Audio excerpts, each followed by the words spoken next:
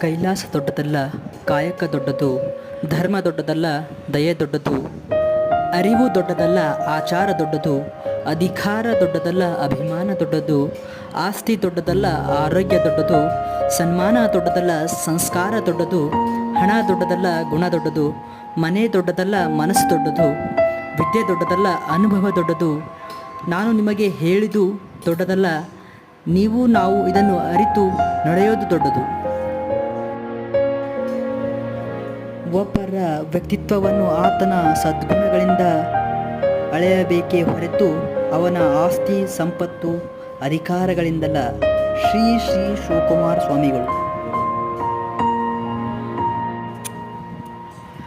ತುಳಿದು ಬೆಳೆಯುವುದು ಗೆಲುವಲ್ಲ, ಬೆಳೆದು ಬೆಳೆಸುವುದು ಗೆಲುವು, ನಿಜವಾದ ಗೆಲುವು. ಇದನ್ನು ಸಿದ್ಧಗಂಗಾ ಶ್ರೀ ಸ್ವಾಮೀಜಿಗಳು ನಮ್ಮನ್ನು ಕುರಿತು ಉದ್ದೇಶಿಸಿ ಹೇಳಿದರು.